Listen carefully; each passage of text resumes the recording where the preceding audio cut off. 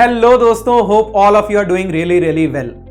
Being a mechanical engineer, आपके दिमाग में भी बहुत बार शायद ये क्वेश्चन आया होगा कि मुझे अपने सब्जेक्ट्स की नॉलेज के साथ साथ और क्या नॉलेज होना चाहिए, कोई ऐसा सॉफ्टवेयर है क्या जो मुझे सीखना चाहिए। जैसे कंप्यूटर साइंस के अगर आप स्टूडेंट हैं तो प्रॉबेबली आप पाइथन, C++ ऐसे सॉफ्टवेयर सीखते हैं, लेकिन मैकेनिकल इंजीनियर्स के पास ऐसे क्या स्किल होने चाहिए जिससे रिक्रूटर्स की नज़र में आपकी वैल्यू ज़्यादा हो, जिससे आपका रेज्यूमे और स्ट्रांग हो।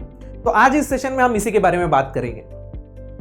जब मैं एमटेक कर रहा था IIT खड़गपुर से, तो अपने फाइनल ईयर में ही मेरा प्लेसमेंट हो गया था महिंद्रा एंड महिंद्रा में, जहां मेरी पोस्टिंग हुई थी महिंद्रा रिसर्च वैली में, जो कि महिंद्रा एंड महिंद्रा का रिसर्च एंड डेवलपमेंट सेंटर है, जहां महिंद्रा की सारी कार्स और ट्रैक्टर्स डिजाइन होते हैं, डेवलप होते हैं। तो वहां मैंने कुछ सॉफ्टवेयर्स पे काम किया, कुछ सॉफ्टवेयर्स को सीखा। उसके बाद जब मैंने पढ़ाना स्टार्ट किया तो बहुत सारे बच्चे मुझसे पूछते थे कि अगर हमारा भी इंटरेस्ट डिज़ाइन में है तो ऐसे कौन से सॉफ्टवेयर्स हैं जो आज की डेट में इंडस्ट्री में यूज़ होते हैं और क्या हमें इन्हें सीखना चाहिए, क्या इनका कोई सर्टिफिकेशन कोर्स करना चाहिए।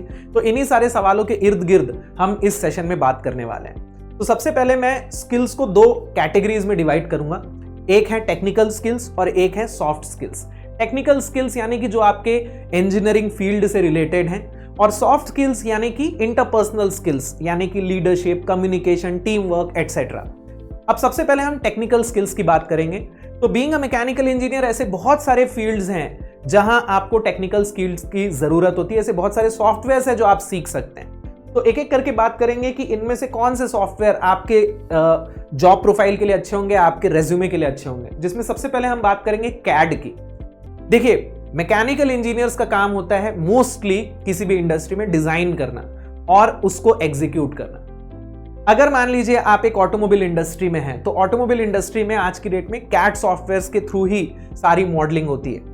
पहले के जमाने में ये सारी चीजें हाथ से होती थी। पहले के जमाने में सारे कंपोनेंट्स के डायग्राम्स जो हैं वो हाथ से बनते थे, लेकिन आजकल ये सारे के सारे सॉफ्टवेयर से बन रहे हैं। नाउ दो टाइप के कैड सॉफ्टवेयर्स होते हैं। 2D मॉडलिंग के भी सॉफ्टवेयर्स होते हैं, 3D मॉडलिंग के भी सॉफ्टवेयर्स होते हैं। आज से कुछ सालों पहले तक सिर्फ 2D मॉडलिंग सॉफ्टवेयर्स थे, जहां आप 2D डायग्राम्स बनाते थे। लेकिन आज की डेट में जो टेक्नोलॉजी एडवांस हुई है उसकी वजह से बहुत सारे 3D मॉडलिंग सॉफ्टवेयर्स हैं, जिसमें हम डायरेक्टली 3 डायमेंशनल व्यू में देख सकते हैं। इसकी वजह से रिसर्च एंड डेवलपमेंट का काम जो है वो बहुत फास्ट हो गया है। इसी की वजह से आजकल आपने देखा होगा ऑटोमोबाइल इंडस्ट्री इतना बूम पे है, हर कुछ महीनों में नई नई गाड़ियां आ रही हैं, उनके वेरिएंट्स आ रहे हैं। राइट नाउ आज की डेट में बहुत सारे कैड के सॉफ्टवेयर्स अवेलेबल हैं। अलग अलग इंडस्ट्रीज जो हैं वो अपने लेवल पे अलग अलग सॉफ्टवेयर्स यूज करती हैं। जैसे बहुत बड़ी कंपनी अगर है तो वो हाई एंड सॉफ्टवेयर्स यूज करेगी, कोई मिड लेवल कंपनी है तो वो कुछ सस्ते सॉफ्टवेयर्स यूज करेगी।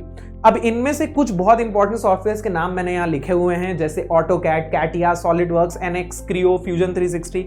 जब मैं महिंद्रा में था तो हमारा काम होता था मोस्टली कैटिया के ऊपर और उसके अलावा NX के ऊपर। लेकिन अलग अलग ऑटोमोबाइल कंपनीज में अलग अलग सॉफ्टवेयर यूज होते हैं। आपको सारे सीखने की जरूरत नहीं है। आप एक या दो बेसिक सॉफ्टवेयर अगर सीखते हैं और अगर आपको एक बेसिक आइडिया है कि ऑटोकैड कैसे काम करता है, कैड मॉडलिंग कैसे होती है, तो ये एक बहुत अच्छा वैल्यू ऐड करता है। आपको सर्टिफिकेशन कोर्स करना जरूरी नहीं है। अगर आपके पास सर्टिफिकेशन नहीं भी है, अगर आपके पास सिर्फ नॉलेज भी है, तो भी ये बहुत यूजफुल होता है, क्योंकि कंपनीज को इस बात से मतलब नहीं होता कि आपने उसका सर्टिफिकेशन किया है कि नहीं। कंपनीज को बस ये चाहिए कि अगर आपको उसको नॉलेज है then you are very useful for them. तो अगर आप बेसिक एक या दो कैड के सॉफ्टवेयर सीखते हैं तो ये एक बहुत अच्छा वैल्यू एडिशन होता है आपकी प्रोफाइल में, आपके रेज्यूमे में। अगर आप और डिटेल में इस टॉपिक के ऊपर बात करना चाहते हैं, अगर आप और डिटेल में जानना चाहते हैं कि कैड में होता क्या क्या है, कैड के कौन कौन से सॉफ्टवेयर कहाँ कहाँ यूज होते हैं और आपके लिए सबसे बेस्ट कौन से होंगे, तो हम इसके ऊपर एक डेडिकेटेड वीडियो बना सकते हैं। तो मुझे कमेंट करके जरूर बताइएगा कि whether you want me to make a detailed video on this. अब कैड से ही बहुत ज्यादा रिलेटेड सॉफ्टवेयर्स हैं CAE के। CAE यानी कंप्यूटर एडेड इंजीनियरिंग, जिसमें बेसिकली हम एनालिसिस करते हैं। जो कैड मॉडल्स आपने बनाए हैं उनकी टेस्टिंग अगर आप सॉफ्टवेयर के थ्रू ही करना चाहते हैं then you use finite element analysis. अब इसमें बेसिकली होता क्या है, जैसे मान लीजिए आपने कैड मॉडल बनाया और आप टेस्ट करना चाहते हैं कि अगर मैं इसके ऊपर फोर्स लगाऊंगा तो ये कैसे बिहेव करेगा, इसमें डिफॉर्मेशन कैसे होगा, इसमें कहाँ कहाँ स्ट्रेसेस कम आएंगे, कहाँ कहाँ ज़्यादा आएंगे, कहाँ से मैं मटेरियल बचा सकता हूँ, मुझे क्या चेंज करने चाहिए इस डिज़ाइन में। तो इसका आप एक फाइनाइट एलिमेंट मॉडल बनाते हो, जिसमें बेसिकली हम इस बहुत बड़े पार्ट को और छोटे छोटे पार्ट्स में ब्रेक कर लेते हैं। आपने देखा होगा यहाँ एक मैश टाइप का क्रिएट होता है, फिर इसके ऊपर हम लोड लगाते हैं और बाउंड्री कंडीशंस देते हैं और फिर इसका एनालिसिस एनालिसिस होता है और फिर आपको पता चलता है कि हाँ यहाँ पे स्ट्रेस इतना आ रहा है, यहाँ पे स्ट्रेस इतना आ रहा है, यहाँ डिफॉर्मेशन इतना आ रहा है। नाउ सीएई सॉफ्टवेयर्स में हम सिर्फ स्ट्रेस की ही नहीं और बहुत टाइप के एनालिसिस करते हैं, जैसे थर्मल एनालिसिस, इंजन से रिलेटेड जो कंपोनेंट्स हैं उसमें थर्मल एनालिसिस होता है जिसमें हम देखते हैं कि अगर इंजन चलेगा तो कहाँ हीट ज़्यादा आएगी, कहाँ हीट कम आएगी, टेम्परेचर प्रोफाइल कैसा बनेगा। इसके अलावा डायनेमिक एनालिसिस होता है, जैसे थ्योरी ऑफ मशीन्स में आपने मैकेनिज्म के बारे में पढ़ा होगा, तो उसी चीज़ को सिमुलेट करके हम डायनेमिक एनालिसिस भी करते हैं कि अगर मान लीजिए एक गाड़ी एक रोड पे जा रही है तो उसके सस्पेंशन पे क्या लोड आएगा, उसके सस्पेंशन कैसे काम करेंगे। So this is dynamic analysis. फिर आता है फटीग एनालिसिस, यानी कि अगर लोड बार बार रिपीट होगा तो फिर कितने नंबर ऑफ साइकिल्स के बाद ये कंपोनेंट फेल होगा। क्रैश टेस्ट, जो कि आज की डेट में बहुत इंपॉर्टेंट है क्योंकि अब ऑटोमोबाइल इंडस्ट्री में एक नॉर्म्स बन गए हैं कि आपको हर गाड़ी का क्रैश टेस्ट करके बताना होगा कि ये गाड़ी जो है सेफ्टी वाइज किस किस इसका सेफ्टी का क्या मापदंड है, ये किस लेवल तक सेफ है, राइट। तो क्रैश टेस्ट भी आज की डेट में सॉफ्टवेयर के थ्रू हो जाता है। ओके, तो ये सारी चीजें सीएई सॉफ्टवेयर्स में पॉसिबल है।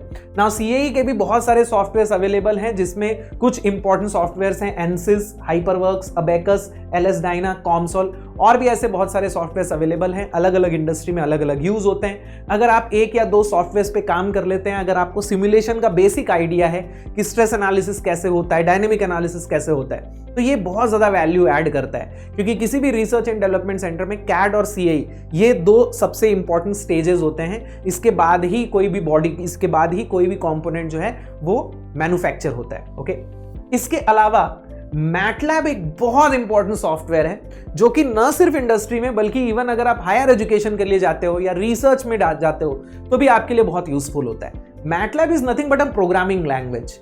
जैसे सी, सी प्लस प्लस होता है, पाइथन होता है, जावा होता है, वैसे ही मैटलैब भी एक प्रोग्रामिंग लैंग्वेज है।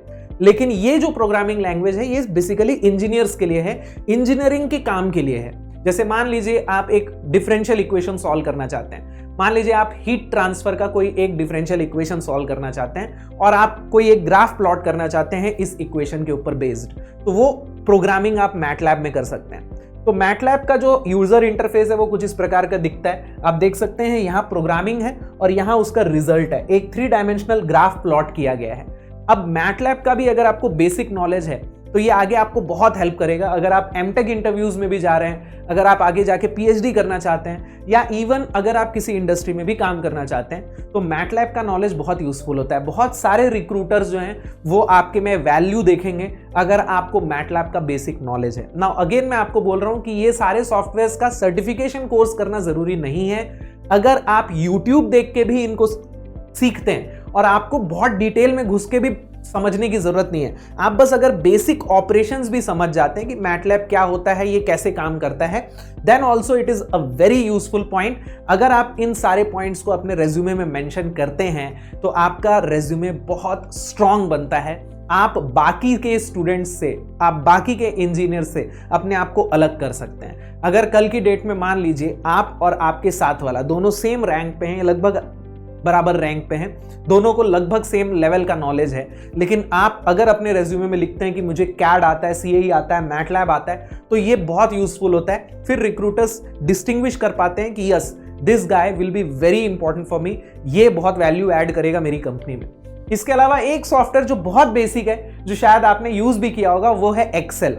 बहुत कम ही लोग जानते हैं कि एक्सेल जो है वो इंडस्ट्री में आजकल हर जगह यूज होता है। कोई भी इंडस्ट्री में चले जाइए, इवन एडटेक में भी, इवन हमारी कंपनी में भी एक्सेल बहुत यूज होता है। और आगे आप जितनी बड़ी पोजीशन पे जाते हैं, जितने मैनेजरियल पोजीशन पे जाते हैं, एक्सेल का आपको उतना ज़्यादा यूज़ करना पड़ता है। एक्सेल में बहुत सारी चीज़ें पॉसिबल होती हैं, लेकिन अगर आपको बेसिक नॉलेज भी है एक्सेल का कि मैं टेबल कैसे बना सकता हूँ, मैं ग्राफ कैसे बना सकता हूँ, सॉर्टिंग कैसे होती है, फिल्टर कैसे काम करता है, तो ये बहुत यूजफुल होता है, आपके रेज्यूमे बहुत स्ट्रॉन्ग करता है। इसके छोटे छोटे सर्टिफिकेशन कोर्स भी होते हैं माइक्रोसॉफ्ट के, अगर आप वो कोर्स भी करते हैं तो बहुत यूजफुल होता है। अदरवाइज अगर आप यूट्यूब देख के भी बेसिक नॉलेज ले लेते हैं, अगर आप खुद बैठ के भी एक्सेल सीख लेते हैं ना, then also it will be very useful, then also it will add a lot of values in your resume.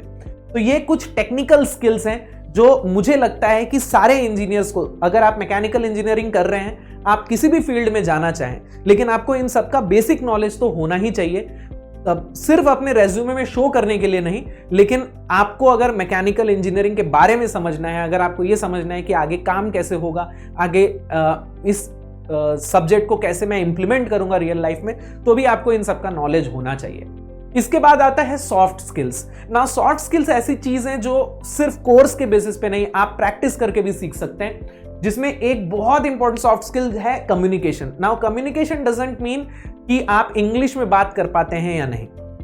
Communication का मतलब है कि आप अपनी बातें सामने वाले को कितनी सहजता से, कितनी आसानी से समझा पाते हैं, क्योंकि ये एक ऐसी चीज है जो हर रिक्रूटर उम्मीद करता है कि वो जिस भी बंदे को सेलेक्ट करे, जिस भी स्टूडेंट को सेलेक्ट करे, उसमें हो। क्योंकि अगर आप अपने आइडियाज को सामने वाले तक समझा ही नहीं पा रहे हैं, अगर आप अपनी बातों को सामने वाले को नहीं समझा पा रहे हैं, then you are not going to add any value. तो कम्युनिकेशन स्किल्स पे मुझे लगता है कि सारे इंजीनियर्स को काम करना चाहिए। नाउ इसके ऊपर कोर्सेज भी होते हैं छोटे बड़े, लेकिन अगर आप कोर्स नहीं कर रहे हैं, अगर मान लीजिए आपने कभी ना कभी मंच पे जाके, स्टेज पे जाके कुछ बोला हो, अगर आपने डिबेट्स वगैरह में पार्टिसिपेट किया हो, तो भी आपके कम्युनिकेशन स्किल्स बहुत इंप्रूव होते हैं। और अगर आप दिखाना चाहते हैं रिक्रूटर्स को कि आपके में कम्युनिकेशन स्किल्स हैं, तो भी आप डिबेट कॉम्पिटिशन्स के सर्टिफिकेट लगा सकते हैं। आप रेज्यूमे में लिख सकते हैं कि आपने ऐसे कौन कौन से कॉम्पिटिशन में पार्टिसिपेट किया है। ठीक है, GDPI लेने का भी सबसे इंपॉर्टेंट रीजन आपके सिर्फ टेक्निकल नॉलेज को चेक करना नहीं होता, आपकी कम्युनिकेशन को भी चेक करना होता है। इनफैक्ट जो ग्रुप डिस्कशन, ग्रुप टास्क वाला जो राउंड होता है, उसका पूरा का पूरा बेसिक मीनिंग यही, ऑब्जेक्टिव यही है, ताकि वो देख सकें कि आपका कम्युनिकेशन स्किल्स कैसा है। इसके अलावा आपके में अगर लीडरशिप क्वालिटी है, तो ये बहुत इंपॉर्टेंट होती है, ताकि आप मैनेजरियल रोल के लिए सुटेबल हैं या नहीं, ये देखा जा सके। तो लीडरशिप क्वालिटी शो करने के लिए आप क्या कर सकते हैं, आपने किसी न किसी कंपटीशन में अगर पार्ट लिया है, अगर आप अपनी टीम को लीड कर चुके हैं, आप अगर क्लास मॉनिटर भी रहे हैं, अगर आपने किसी प्रोजेक्ट टीम को भी लीड किया है, then it shows leadership quality in you.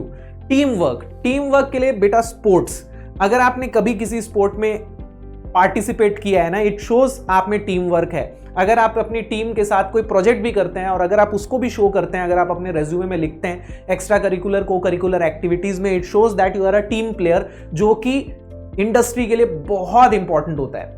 Time management की बहुत सारी टेक्निक्स होती हैं, यूट्यूब पे अगर आप सर्च करेंगे तो ऐसी छोटी मोटी बहुत सारी टेक्निक्स आपको मिलेंगी। आप इनके ऊपर कोर्सेज भी कर सकते हैं, बहुत सस्ते कोर्सेज होते हैं, यूट्यूब पे तो कई लोग फ्री में भी सिखाते हैं। तो टाइम मैनेजमेंट भी एक बहुत इंपॉर्टेंट स्किल होता है, जो कि कई लोग नेग्लेक्ट कर देते हैं। लेकिन अगर आप रेज्यूमे में डालेंगे कि मैंने टाइम मैनेजमेंट के ऊपर काम किया है, मैंने टाइम मैनेजमेंट की ये टेक्निक सीखी हैं, then it shows a lot of values. ना ये जितनी भी स्किल्स मैंने बताई हैं आपको, ये आपके रेज्यूमे को स्ट्रॉन्ग करने के लिए है। आप कैंपस सिलेक्शन में अगर बैठ रहे हैं, या फिर आप गेट के थ्रू सेलेक्ट होते हैं, यूपीएससी के थ्रू सेलेक्ट होते हैं, और अगर आपका आगे जाके इंटरव्यू होता है, तो वहां हर जगह ये स्किल्स बहुत यूजफुल होती हैं। आपके रेज्यूमे को स्ट्रॉन्ग करने के लिए ये सारे स्किल सेट जो हैं, ये बहुत इंपॉर्टेंट होते हैं। आपको ये बाकी के इंजीनियर से, बाकी के स्टूडेंट्स से, बाकी के कैंडिडेट से बहुत अलग करेंगे, डिफरेंशिएट करेंगे। तो अगर आप चाहते हैं कि आपका रेज्यूमे स्ट्रांग हो, आप ज़्यादा वैल्यू दिखाएं अपने रेज्यूमे में, आप एक इम्पैक्टफुल रेज्यूमे बनाएं, तो आप ये सारे स्किल्स सीख सकते हैं। इनको सीखने के लिए आपको बहुत ज़्यादा टाइम भी देने की ज़रूरत नहीं पड़ती है।